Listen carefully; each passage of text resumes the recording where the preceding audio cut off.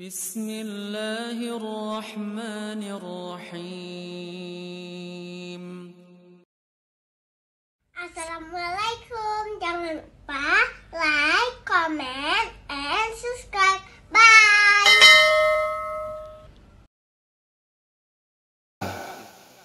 Bagi isi neraka ataupun penghuni neraka itu adalah kebanyakan daripada jin dan manusia.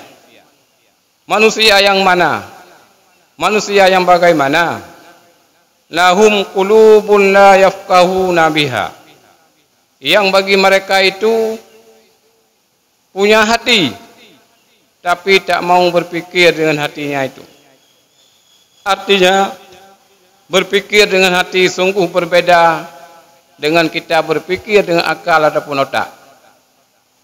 Karena berpikir dengan akal ini akan didampingi, ditemani oleh hawa nafsu, didalangi oleh syaitan, sehingga melahirkan kesalahan-kesalahan.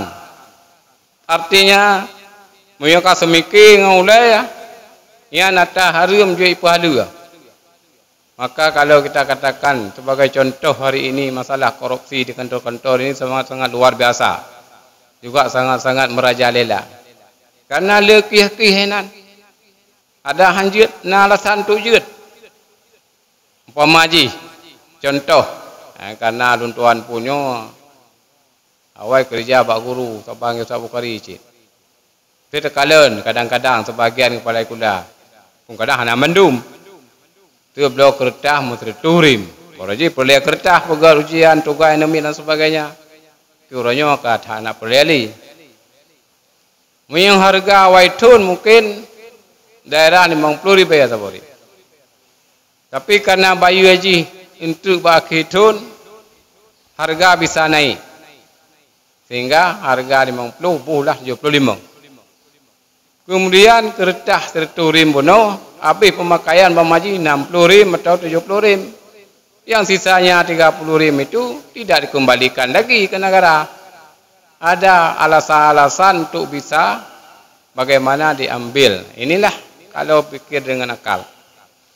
Tapi kalau dengan hati, ini iman, ilmu. Kalau sesuatu yang bertentangan dengan hati nurani, tidak kenggerot tu. Yang buatnya cihan cocok dengan nurani lun. Hai terima. Katakanlah benar lebih pemakaian, kembalikan ke negara. Nah, ini persoalan. Jadi sudah berpikir dengan hati. Kemudian walahum a'yunun la yubsiruna biha. Bagi mereka itu manusia punya mata, tapi tak mau mendengar dengan matanya itu. Tak mau melihat dengan matanya itu. Apa yang tidak mau melihat? Baik melihat tentang alam ini, penciptaan Allah ini, sehingga melahirkan ta'ajub katanya. Nampak keagungan Allah Subhanahu wa taala. Benar-benar orang tak kemalan sepupu arti penciptaan Allahnya. Kalaulah kita melihat ke langit umpamanya pada malam hari, nampak bintang berkedip-kedip, itu siapa yang menjadikan? Kalau kita pergi ke Sabang, kita melihat laut yang begitu terbentang luas. Itu siapa yang menjadikan? Apakah jadi dengan sendirinya? Tak mungkin. Karena sesuatu yang ada di dunia ini pasti ada yang menciptakannya.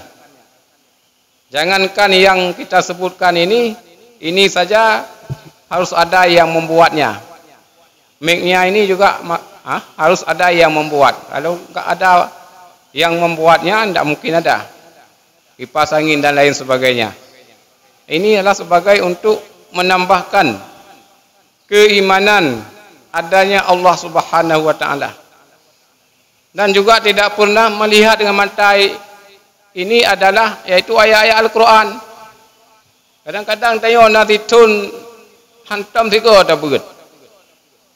Alhamdulillah yang tanya mungkin niat untuk mengkhatam Al-Quran menyai 2 Ramadan mungkin 3 terus sebulan. Mesti ke tamat karena bulan Ramadannya bunuh baik pecut. Menam dua ke na cita-cita. Dan na tabut, na baca. Artinya itu dah harus kita pahami bagaimana yang dimaksud adanya mata ini tak mau melihat.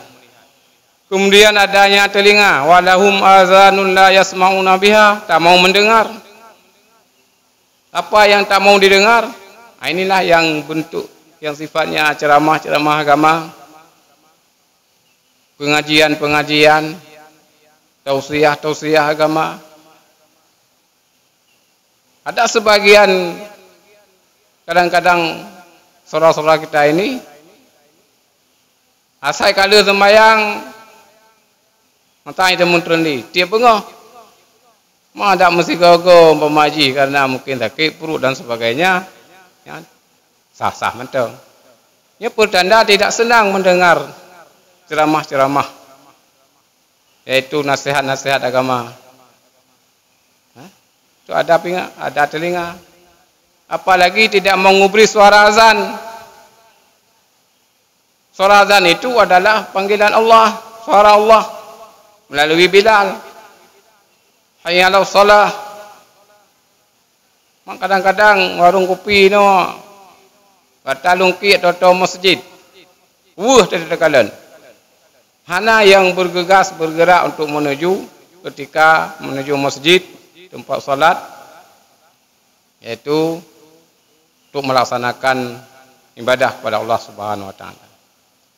Kalau sudah seperti demikian, Allah mempunis pada ujung ayat itu. Ulaika kal anam. Mereka itu adalah seperti binatang-binatang ternak. Kibat binatang ternak. Binatang ternak kan punya hati, cik. Punya mata, punya telinga. Maka ada fungsi artinya untuk melaksanakan perintah Allah. Naji anak biakai. Sama ceritanya. Balhum adal. Bahkan lebih sesat daripada binatang. Mana aja kita bunuh. Yang binatang mungkin menyona tanaman-tanaman orang kamu pagi. Yang hai tempat pagi. Tapi yang manusia gembok iproh. Terobos. Maka lebih jahat manusia. Sehingga oleh para ahli, ini bukan ahli dari kalangan muslim ini, non muslim, artinya untuk membuktikan kebenaran ayat Al-Quran. Apa maksud dan di mana maksudnya Allah memvonis manusia ini seperti binatang ternak? Secara umum, kalau dari sisi makanan sama cik penajuh binatang dengan penajuh tanya. Artinya mio binatang ipajuh unubi tanya ubi cik. Mio binatang ipajuh warna hijau tanya warna hijau cik. Apalagi musim-musim bulan puasanya kan hanti warna hijau kalang-kaling. Padahalnya kan makanan musang yang inti cik. Sama dari segi makanan sama karena beda. Bahkan ada yang dah satu lagi. Dia untuk membuktikan Al-Quran ini diambil 2 ekor kucing, dimasukkan dalam satu kamar, sehingga 2 kucing ini adalah bertengkar. Sedang asyik bertengkar, dimasukkanlah seekor anjing. Karena anjing ini merupakan musuh bebuyutan daripada kucing ini, dia cepat-cepat berdamai untuk melawan si musuh yang satu ini. Artinya apa? Manusia mereka bungai apa payah god. Mutun-tun. Dendam. Berat manusia. Tapi binatang pun dengan segera. Itu mereka tepeng dengan cara ngadu, ngapa dan tetangga dan sebagainya. Terus pihak lain pula ipucong bacut. Si tamui taju. Maka oleh karenanya tayo lawan aju yan. Yang pegahnya yang kenyana juga ka ngata buno. A'udzubillah min zalik. Jadi hadirin kaum muslimin yang berbahagia, kenyo kapanjang bacut tubuhnya. Akhirnya intinya kesimpulannya adalah kita hidup di dunia ini hanya untuk mencari bekal, amal untuk kita bawa pulang menghadap Allah Subhanahu wa taala. Karena tengok yakin kita buka buno ujung-ujung tinggal tanya lebih trip hidup akhirat. Karena hidup dalam dunia ini masih hanya siat. Hidup akhirat yang kekal baqah. Maka oleh sebabnya hai waris sabat perlu ibadat yang mantang tegah. Mio katru wate budak jak salat. Pegat batak sampauan Tuhan. Minta masjid, munasah, musalla yang nak berjamaah. Mudah-mudahan Allah tambah-tambah ganda pahala. Kasitun siga bulan Ramadan. Karunia Tuhan katanya hamba.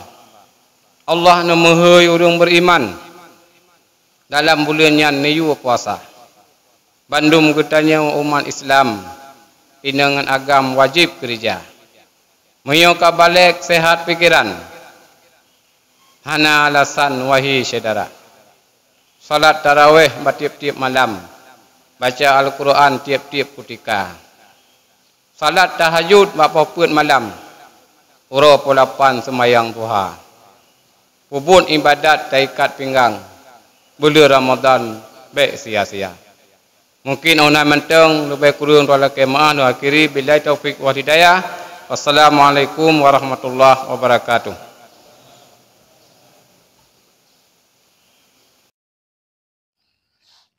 Terima kasih.